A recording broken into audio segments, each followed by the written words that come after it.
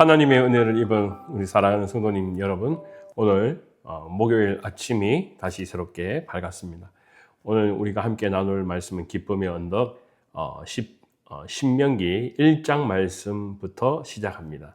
오늘 10월 1일이라서요. 새롭게 우리가 다시 말씀, 구약의 말씀으로 되돌아가서 하나님 말씀 앞에 나아가겠습니다. 신명기 1장 34절에서 35절 말씀입니다. 제가 하나님의 말씀을 먼저 봉독하겠습니다. 여호와께서 너희의 말소리를 들으시고 노하사 맹세하여 이르시되 이 악한 세대 사람 중에는 내가 그들의 조상에게 주기로 맹세한 좋은 땅을 볼 자가 하나도 없으리라. 오직 여분네의 아들 갈렙은 온전히 여호와께 순종하였은즉 그는 그것을 볼 것이요 그가 밝은 땅은 그가 그 자손에게 주리라 하시고 여호와께서 너희 때문에 내게도 진노하사 이르시되 너도 그리로 들어가지 못하리라. 내 앞에 서 있는 눈의 아들 여호수아는 그리로 들어갈 것이니 너는 그를 담대하게 하라. 그가 이스라엘에게 그 땅을 기업으로 차지하게 하리라. 또 너희가 사로잡히리라 하던 너희의 아이들과 당시의 선악을 분별하지 못하던 너희의 자녀들도 그리로 들어갈 것이라. 내가 그 땅을 그들에게 주어 산업이 되게 하리라. 너희는 방향을 돌려 홍해길을 따라 광야로 들어갈지니라 하시매 너희가 대답하여 이르되 내게 이르시기를 우리가 여호와께 범죄하였사오니 우리 하나님께서 우리에게 명령하신 대로 우리가 올라가서 싸우리다 하고 너희가 각각 무기를 가지고 경솔히 산지로 올라가는 때에 여호와께서 내게 이르시되 너는 그들에게 이르기를 너희는 올라가지 말라 싸우지도 말라. 내가 너희 중에 있지 아니하니 너희가 대적에게 패할까 하노라 하시기로 내가 너희에게 말하였으나 너희가 듣지 아니하고 여호와의 명령을 거역하고 꺼리낌 없이 산지로 올라가매 그 산지에 거주한 아모리 족속이 너희에게 마주 나와 벌떼같이 너희를 쫓아 세일산에서 쳐서 호르마까지 이른지라. 너희가 돌아와 여호와 앞에서 통곡하나 여호와께서 너희의 소리를 듣지 아니하시며 너희에게 귀를 기울이지 아니하셨으므로 너희가 가데스 여러 날 동안 머물렀나니 곧 너희가 그곳에 머물렀던 수대로니라. 아멘. 하나님의 말씀입니다. 말씀을 주신 하나님께 감사드립니다. 아멘. 우리 말씀 앞에 기도 드리겠습니다. 살아계신 아버지 하나님, 오늘 이 시간 다시 우리가 10월의 첫날을 통하여서 우리의 영적인 눈을 뜨고 새 하루를 시작합니다. 성령께서 오늘 친히 우리가 읽은 신명기의 말씀을 통하여서 더욱 우리 가운데 좌정하여 주시고 이 새벽에 우리의 마음을 덮으시며 또한 위로하시며 오늘 이 새벽에도 우리가 기도할 바를 오늘 먼저 기도하고 하나님과 함께 동행하는 시작하는 날이 되게 하여 주시옵소서. 부족한 자에게 지혜를 주시고 말씀이 잘 대응케 하여 주시기를 기도하고 나며 모든 건 살아계신 예수님의 이름으로 기도드립니다. 아멘. 네, 오늘 신명기 새롭게 시작하는 말씀이기도 합니다. 그래서 항상 제가 첫일 특별히 우리가 새로운 말씀을 시작하게 되면 전체적인 그 상황을 한 번 더 학습을 하거나 또는 이제 이야기를 여러분께 좀 전해드리는데요. 물론 여러분께서 우리 기쁨의 언덕 책자 제일 처음에 보면 이 신명기에 관하여서 설명이 자세하게 나와 있는 것을 보게 됩니다. 그래서 여러분들께서도 그걸 먼저 한번 참조하시고요. 제가 짧게 이 신명기에 관하여서 말씀을 드리도록 하겠습니다. 오늘 이 신명기의 한자 이름을 보면은요, 거듭신, 명령명, 기록할 기라는 단어를 써서 한자로 신명기라고 합니다. 그 말은 곧 다시 한번 거듭신, 다시 한번 명령하여 쓴 책이라는 것을 우리는 보게 됩니다. 그 장소가 어디냐라고 이야기한다면 가나안 땅을 들어가기 전이라고 해석하면 좋겠습니다. 그러니까 그 전까지 이스라엘 백성들은 광야 생활을 했습니다. 무려 40년 동안 광야길을 걸어갔는데요. 그때 하나님께서 이스라엘 백성들에게 주신 말씀입니다. 특별히 뭐라고요? 거듭된 명령을 다시 기억하게끔 하셨다라는 것입니다. 그게 바로 신명기입니다. 그러니까 마치 어머니가 아이에게 얘야 차 조심해라 딱 한 번 이야기하면 되는데 얘야 차 조심해라 두 번씩 얘기할 때 아이들은 어떻습니까? 엄마 나 잘 알아 이제 잔소리 하지 마 라고 이야기할지 몰라도 성경의 말씀에 오늘 이 신명기도 하나님의 잔소리다 그렇게 기억하시면 좋겠습니다.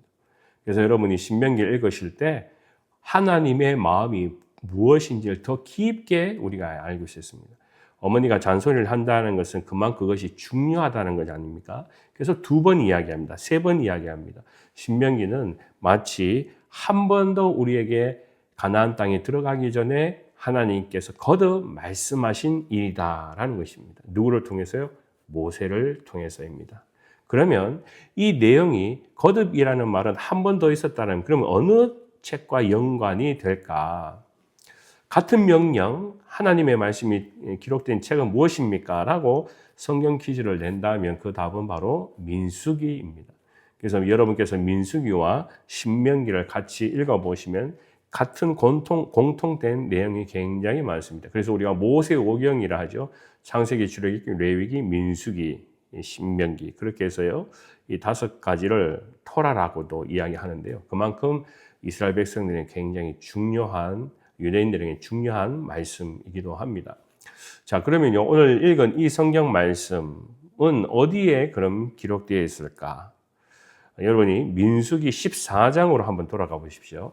집에 여러분 나중에 이 설교를 기도를 끝마치고 난 뒤에 민수기 14장의 말씀을 보면 그들이 가데스 바니아에서 이스라엘 백성들이 광야길을 떠나와서 이제 막 가나안 땅으로 입성하는 아주 짧은 길인 이 가데스 바니아에 있게 되는데 그때 한 가지 사건이 벌어지게 됩니다. 이스라엘 백성들 중에 정탐하러 들어갔던 12명의 정탐꾼 중에 10명은 우리는 들어가서 봤더니 좋은 것이 많고 우리가 가고 싶은 땅이기도 하지만 거기에는 기골이 장대한 사람이 너무 많아서 우리는 그들의 밥밖에 되지 않을 겁니다 하고 지레 겁을 먹고 내려왔습니다. 그리고 두 사람은 아닙니다. 우리는 하나님의 말씀에 순종하여 그 땅을 점령할 수 있습니다. 오늘 성경의 말씀에 나오는 갈렙과 여호수아가 그 일들을 고백했습니다. 여기는 엄청난 차이가 생겨났습니다. 그래서 하나님께서 이들에게 명령하십니다. 그래 좋다. 그러면 너희가 이제 갈 길은 가데스 바니아에서 직선으로 바로 들어갈 것이 아니라 광야길을 돌아서 홍해길을 돌아가지고 너희가 광야길로 들어가라라고 이야기했습니다. 그랬더니 그들은 깜짝 놀랍니다. 아니 이 짧은 길을 두고 다시 왜 광야길로 가고 홍해길로 들어가게 됩니까? 우리는 그 길로 갈 수 없습니다. 아니요, 차라리 우리가 그럼 가서 싸우겠습니다. 마치 갈렙과 여호수아가 꿈을 꾸었던 것처럼 우리도 할 수 있습니다 하면서 자신만만해했습니다. 그래서 민수기 14장 39절에서 45절 말씀에 보면 이렇게 기록되어 있습니다. 모세가 이 말로 이스라엘 모든 자손에게 알림에 백성이 크게 슬퍼하여 아침에 일찍이 나와서 산 꼭대기에 올라가 이르되 우리가 여호와께서 허락하신 곳으로 올라가리니 우리가 범죄하였습니다. 모세가 이르되 내가 어찌하여 이제 여호와의 명령을 거역하였느냐? 이 일은 형통하지 못하리라. 여호와께서 너희 중에 계시지 아니하니 너희는 올라가지 말라. 너희가 대적 앞에 패할까 하노라. 아멜렉인과 산지를 거주하는 가나안 사람이 너희 앞에 있으니 너희가 그 칼에 망하리라. 너희가 여호와를 떠났으니 여호와께서 너희와 함께하지 아니하시리라 하나 그들이 그래도 기어이 산꼭대기로 올라가고 여호와의 언약궤와 모세는 진영에 떠나지 아니하였더라. 여러분 오늘 이 성경 말씀을 읽어보면 반복되는 부분입니다. 여러분 뒷부분의 성경의 말씀을 읽어보시면 오늘 말씀 중에요. 그러면 여기에 똑같은 말들을 하는 이스라엘 백성들을 만나게 됩니다. 아닙니다. 우리가 가서 전쟁을 할 수 있습니다. 오늘 성경 말씀 안에 보면요. 43절에 이렇게 합니다. 여호와의 명령을 거역하고 꺼리낌 없이 산지로 올라가매라고 이야기합니다. 이것은 모세가 이제 그때 있었던 일을 풀어가지고 다시 한번 어머니의 마음으로 이야기하는 그런 장면입니다. 그때 너희가 그렇게 했지 않느냐? 꺼리낌 없이라고 했는데요. 민수기의 말씀에는 어떻게 기록되어 있다고요? 기어이 산 꼭대기에 올라갔다는 거예요. 기어이라는 말은 뭐죠? 자기들의 뜻대로, 자기의 자존심대로 어머니가 하지 마라 하는데 자기가 하고 싶은 대로 기어이 산 꼭대기에 올라갔다는 거예요. 왜요? 전쟁을 하기 위해서요. 우리가 할 겁니다. 하나님께서 하지 말라. 아니요, 우린 할 겁니다. 이렇게 되는 사건이었습니다. 어떻게 되었습니까? 결국은 그들은 그 전쟁에서 치고 말았습니다. 이 사건을 기억하라는 것입니다. 이 사건을요. 하나님께서 처음 그들에게 말씀하시기를 너희는 가데스 바냐에서 곧바로 그 가나안 땅에 들어갈 수 있도록 준비하라 했는데 아니요, 저희는 못합니다. 어떻게 그 아멜렉인과 싸워가지고 이길 수 있겠습니까? 저희는 못합니다. 차라리 우리가 과거로 돌아갔으면 좋겠습니다. 라고 했던 사람들입니다. 그런데 하나님께서 이제는 그럼 전쟁을 하지 말고 길을 돌아가라 하니 아니요, 우리는 들어갈 겁니다. 이렇게 하나님의 명령에 불순종한 사람이 바로 너희 자신들이었다는 것을 이야기하고 있습니다. 그렇게 하면 안 됐었는데 왜 너희가 그런 일들을 했느냐? 그렇기 때문에 너희는 이 사건을 잘 기억해라. 다시 기억해라. 그것을 통하여서 이 복습하는 말씀을 통하여서 왜 너희가 여기에 무엇이 잘못된지 반성하라라고 오늘 우리에게 말씀하고 있다는 것입니다. 그렇기 때문에 저는 오늘 이 성경 말씀 안에서 43절을 조금 더 우리가 집중적으로 묵상했으면 좋겠습니다. 하나님께서 가라고 했을 때 가지 않고 서라고 했을 때 가려 하는 그 사람들을 향하여서 이렇게 하나님께서 말씀하십니다. 내가 너희에게 말하였으나 너희가 듣지 아니하고 여호와의 명령을 거역하고 꺼리낌 없이라는 겁니다. 하나님의 명령을 듣지 않습니다. 그런데 하나님께서 하지 말라고 했는데 기어이 꺼리낌 없이 라고 이야기했습니다. 이것이 바로 이스라엘 사람들, 한 사람 한 사람들의 마음 속에 숨어있는 쓴뿌리와 같은 모습입니다. 오늘 이 성경의 말씀은 다시 말하면 우리 신앙의 모습과도 상당히 유사한 점이 많은 것을 보게 됩니다. 하나님께서 우리는 때때로 도전의 일을 주십니다. 가라라고 명령하실 때가 있습니다. 오늘 성경 말씀 우리가 나눈 것처럼요. 오늘 약속을 믿고 가는 사람들, 아브라함, 이삭, 야곱과 같은 사람, 그들이 앞을 알지 못합니다. 그런데 하나님께서 그들을 열국의 아버지로 만드시고 이스라엘의 아버지로 만든 이유가 있습니다. 그것은 그들이 믿음을 쫓아서 하나님의 말씀에 순종했다는 것입니다. 갈 길을 몰랐음에도 불구하고 하나님의 말씀에 순종했다라는 것을 오늘 우리가 함께 나누었습니다. 그것이 바로 앞으로 가는 사람과 뒤로 뒤처지는 사람의 차이점입니다. 믿음이 있는 사람과 믿음이 약한 사람의 차이점이기도 합니다. 물론 처음에는 아무도 이것을 처음부터 자신 있게 하는 사람은 없습니다. 그런데 우리가 꼭 기억할 것이 있다면 우리는 이것이 이렇게 우리에게 생명의 말씀이 주어져 있습니다. 그렇기 때문에 우리가 해야 되는지 말아야 되는지 우리는 그것을 성경의 말씀을 통해서 우리가 교훈을 얻고 그 말씀을 쫓아갑니다. 이 신명기의 목적이 바로 거기에 있다는 것입니다. 이 성경의 말씀을 다시 기억했을 때 우리에게도 미래에 어떤 일들이 주어졌을 때, 도전이 주어졌을 때, 하나님께서 명령이 주어졌을 때 이 말씀을 기억함으로 우리가 가야 하면 그것이 세파가 있다 하더라도 가야 되는 것이고 우리의 욕심이 아닌 우리가 욕심이 있고 우리의 마음에 계획이 있을 때 하나님께서 서라 하고 하면 우리는 그때는 꺼리낌 없이 서야 된다는 것입니다. 만약에 이것이 반대로 된다면 믿음은 헛된 것이 되어버립니다. 요즘 우리 젊은 사람들 가운데는 한국에는 낄낄 빠빠라는 단어가 신종어처럼 다닙니다. 상용어구죠. 낄낄 빠빠. 낄 때 끼고 빠질 때 빠져라는 것입니다. 마치 나이가 드는 사람들이 이제 낄낄빨빨을 잘 하지 못하면 안 된다는 겁니다. 낄 때 낄 줄 알고 빠질 때 빠질 줄 알고. 물론 이것은 요령을 이야기하는 것이 아니라 저는 생각합니다. 우리가 신앙생활을 할 때도 보면 하나님이 명령을 하실 때는 전진하라 하면 전진해야 되는 것이죠. 전쟁을 하지 마라 할 때는 우리가 스탑해야 되는 것입니다. 42절 말씀에 우리에게 이러한 일들을 통해서 한번 더 생각해 볼 것은요. 하나님의 마음입니다.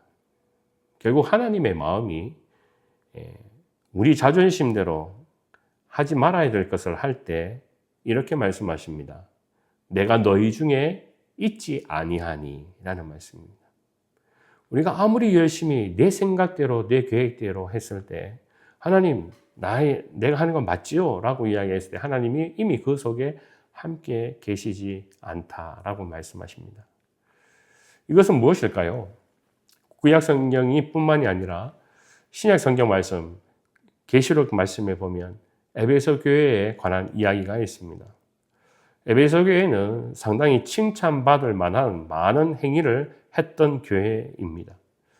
그런데 계시록의 말씀에 보면 에베소 교회에 대해서 한 가지 아주 중요한 것을 질책하고 있습니다. 그 말씀은 요한계시록 2장 5절에 이렇게 기록되어 있습니다. 그러므로 어디서 떨어질 것을 생각하고 회개하여 처음 행위를 가지라. 여기에 처음 행위라는 것은 첫사랑을 말씀하고 있습니다. 에베소 교회는 첫사랑을 잃어버렸다고 성경 말씀이 기록하고 있습니다. 만일 그러하지 아니하면 회개하지 아니하면 내가 내게 내 촛대를 그 자리에서 옮기리라 라고 말씀하셨습니다. 여러분 촛대를 옮기리라는 것이 얼마나 무서운 말씀인지 제가 여러분에게 강조했던 적이 있습니다. 구약의 예배 가운데는 하나님이 그 생명의 등촛대가 없으면 예배를 드릴 수가 없습니다. 그것은 생명이고요. 그것은 신약 성경의 말씀으로 본다면 그리스도의 빛이기도 합니다. 그것은 그 촛대라는 것은 불을 통하여서 성령을 의미하기도 합니다. 그렇게 보면은요, 그 촛대가 자리가 없어졌는데 그곳에서 계속해서 예배를 드린들 그게 무슨 소용이 있냐는 겁니다. 이미 하나님의 마음이 그 자리에 있지 않다라는 것을 말씀합니다. 첫사랑을 잃어버렸던 에베소 교회에는 아무리 열심히 자기의 행위로 예배를 드린다 하더라도 하나님께서 이미 그 자리에 떠나셨다라는 겁니다. 오늘 이 성경 말씀 안에도 보면 하나님의 말씀을 순종하지 않는 이스라엘 백성들에게 하나님께서 훈련시키시는 것은 무엇입니까? 내가 그 자리에 있지 않다라고 말씀합니다. 오늘 저는 여러분과 함께 이것을 다시 한번 깊이 생각해 봅니다. 오늘 우리가 살아가는 데 있어서요. 하나님이 나와 함께 내가 하는 일들 가운데 함께 하신다는 거 얼마나 큰 기쁨인지 모릅니다. 내가 걷고 내가 기도하고 내가 오늘 가정을 위해서 봉사하고 섬기는 이 모든 가운데 하나님께서 함께 하신다는 것은 내게 가장 큰 축복입니다. 그런데 내가 행위가 잘못되어서 내가 아무리 내가 원하는 것을 한다 하더라도 하나님이 그 자리에 함께 하시지 않는다면 그게 얼마나 안타까운 일이겠습니까? 아무리 그 사람이 돈을 많이 번다 하더라도 하나님이 그 사업 위에 함께 하시지 않는다면요. 아무리 가정이 행복한 것처럼 내가 돈으로 자녀들에게 행복을 줄 수 있고 돈으로 많은 것을 우리 가정을 위해서 꾸밀 수 있어도요. 그 자리에 하나님이 함께 하시지 않는다면 그 가정은 복받는 가정이 될 수 없습니다. 그래서 오늘 저와 여러분들이 꼭 기억해야 될 것이 있습니다. 오늘도 새벽에 기도할 때요. 하나님의 명령에 순종합시다. 하나님의 명령에 순종하십시다. 그럴 때 하나님이 함께 하십니다. 하나님의 명령이 하는데도 불구하고 우리가 불순종할 때 또는 하나님께서 하지 말라고 명령하시는데 우리가 기어코 할 때 그때는 하나님이 함께 하시지 않는다라는 것입니다. 저는 목회를 할 때도 그런 마음을 꼭 가지고 있습니다. 지금 내가 하는 일 가운데 내 계획 가운데 하나님이 함께 하시는 것일까? 과감하게 저는 하나님이 함께 하시지 않는 것 같으면은 내 성령께서 저에게 그런 마음을 주시면 아무리 그것이 좋은 계획이라 할지라도 잠깐 접어두습니다. 왜냐하면 마치 그것은 교회를 위한 그냥 자랑의 거리가 자랑의 거리가 되기도 할 뿐 아니라 오히려 그것이 나중에는 독이 되기 때문에 그렇습니다. 그만큼 우리가 그리스도인으로 살아가는 데 있어서 우리의 계획과 행사와 또 우리의 결정 가운데 하나님이 함께 하시느냐 아니냐는 것은 굉장히 중요한 질문입니다. 아브라함은 우리가 잘 아는 링컨 대통령은요, 그가 노예 해방 운동을 위해서 전쟁을 할 때 꼭 했던 일이 있습니다. 그의 집무실에서 기도를 합니다. 참모가 그렇게 물었다고 하지 않습니까? 링컨 대통령님, 어떻게 기도하셨습니까? 저는 기도할 때 하나님이 우리 편이 되어달라고 저는 열심히 하나님 앞에 간구합니다. 그랬더니 아브라함 링컨이 했던 아주 중요한 기도의 원칙이 있습니다. 나는 여보게 우리가 기도할 것은 하나님이 내 편인가가 아니라 내가 하나님의 뜻에 맞는 전쟁을 하는가, 또 계획을 하는가, 또 그 일들을 위해서 내가 기도를 하는가라는 것이게. 하나님이 내 편이 아니라 내가 하나님 편에 서 있는지를 우리가 기도해야 된다네 라고 우리에게 가르쳐 주신 이야기입니다. 저도 여러분들도 우리가 하나님 말씀 앞에 순종하면 우리는 항상 하나님 곁에 우리가 머물러 있게 됩니다. 하나님은 항상 우리와 함께 하십니다. 저는 그것을 믿습니다.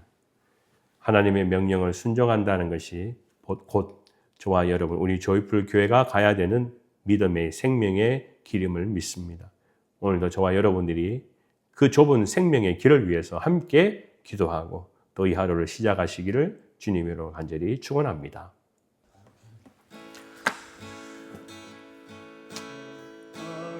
살아계신 아버지 하나님, 오늘 이 시간도 우리 주님 앞에 간구합니다.